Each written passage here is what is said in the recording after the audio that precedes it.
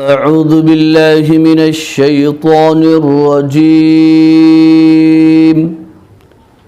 بسم الله الرحمن الرحيم.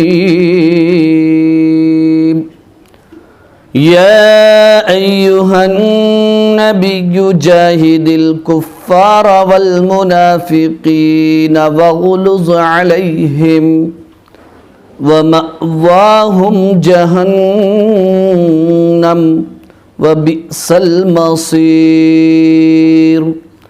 صدق اللہ العلی العظیم. اے نبی، آپ کافروں اور منافقوں سے جہاد کیجئے اور ان پر سختی کیجئے، اور ان کا ٹھکانہ جہنم ہے اور وہ بہت ہی بدترین جگہ ہے. بزرگان محترم اور برادران عزیز، الحمدللہ ثم الحمدللہ. ابھی آپ حضرات کے سامنے 28ویں پارے کی سورہ تحریم کی آیت نمبر 9 ترجمے کے ساتھ تلاوت کرنے کی سعادت عظمیٰ حاصل کی گئی ہے. محترم ناظرین و سامعین، یہ آیت کریمہ بھی ان 26 یا 24 آیتوں میں سے ایک آیت کریمہ ہے جس کے خلاف دشمنان اسلام کا اعتراض ہے کہ اس جیسی آیات ہی سے دہشت گردی کی تعلیم ہو رہی ہے اور دہشت گردی پھیل رہی ہے، لہٰذا ان آیات کو قرآن مجید سے ریموو کر دیا جائے، اور اس کے خلاف دشمنان اسلام نے عدالت عالیہ میں مقدمہ تک دائر کر دیا ہے. ہو سکتا ہے دشمنان اسلام کی نظر ان آیات کے سیاق و سباق پر اور پس منظر پر نہ ہو، اس لیے وہ غلط فہمی میں مبتلا ہیں یا غلط فہمی کا شکار ہو چکے ہیں، یا پھر جان بوجھ کر تجاہل عارفانہ کر رہے ہیں، جان بوجھ کر اس طرح کے اعتراضات کر رہے ہیں اور سوالات کر رہے ہیں. یہ آیات اور اس جیسی آیات کے سلسلے میں اس سے پہلے ویڈیو میں آپ کے سامنے یہ بات آ چکی ہے کہ جہاں کہیں مسلمانوں کو، دشمنوں کو قتل کرنے کا حکم دیا گیا ہے، وہاں پر عام لوگ مراد نہیں ہیں، بلکہ وہ دشمنان اسلام مراد ہیں جو محارب ہیں، میدان جنگ میں سامنے ہیں اور مسلمانوں پر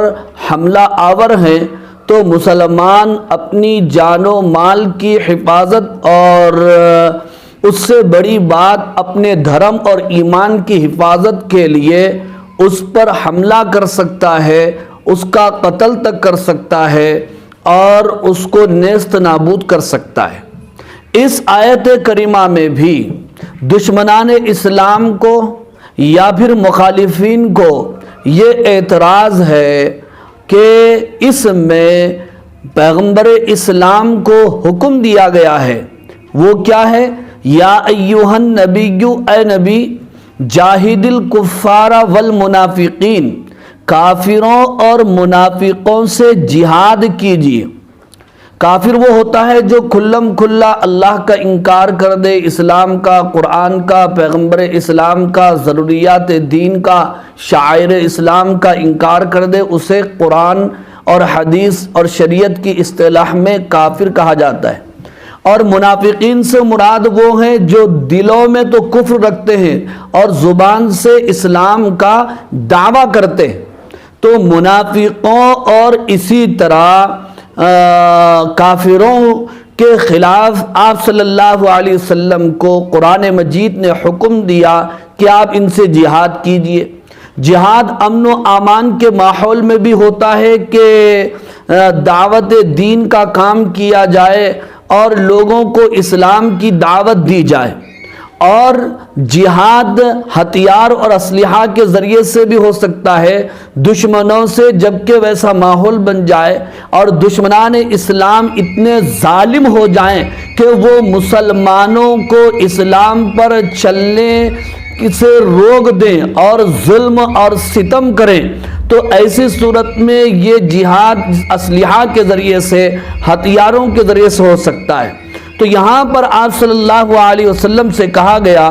یا ایھا النبی جاہد الکفار والمنافقین، اے نبی آپ کافروں اور منافقوں سے جہاد کیجئے، وغلظ علیہم اور ان پر سختی کیجئے، یعنی سختی ان کے خلاف ثابت قدمی کے ذریعے اور صبر و تحمل کے ذریعے اور ضرورت پڑنے پر جہاد کے ذریعے ان پر سختی کیجیے۔ مفسرین نے اس آیت کریمہ کی تفسیر میں لکھا ہے، مفسرین نے، علماء اکرام نے لکھا ہے، اس آیت کا مطلب یہ بیان کیا گیا ہے۔ تو جب کتاب وہ ہے جسے ہم مانتے ہیں، تفسیر وہ ہے جسے ہم مانتے ہیں، عقیدہ ہمارا ہے، اور تفصیل بتانے والے آپ کون ہیں؟ بات ہماری ہے، تشریح کرنے والے اور اس کا مطلب نکالنے والے آپ کون ہیں؟ ہم یہ کہتے ہیں کہ اس آیت کا مطلب یہ ہے کہ غیر مسلموں کی تین قسمیں ہوتی ہیں۔ بعض غیر مسلم وہ ہوتے ہیں جو مسلم ممالک میں ذمی بن کر رہتے ہیں، یعنی وہ مسلمانوں سے یہ کہتے ہیں کہ ہم جو اسلام بھی قبول نہیں کریں گے، البتہ اسلامی قوانین یہاں پر جو لاگو ہوں گے وہ ہم اس کے اوپر عمل پیرا ہوں گے، آپ کے تابع ہوں گے۔ تو یہ لوگ ذمی کہلاتے ہیں، اور ذمی کی جان اور اس کا مال کا اسلام میں اتنا بڑا مقام ہے کہ مسلمانوں کو حکم دیا گیا کہ ذمیوں کے جان اور ان کے مال کی اور ان کی چیزوں کی ایسی حفاظت کی جیسے اپنے بچوں کی حفاظت کی جاتی ہے، اپنے جان و مال کی حفاظت کی جاتی ہے، بلکہ اس سے کہیں زیادہ جو ہے ایسے غیر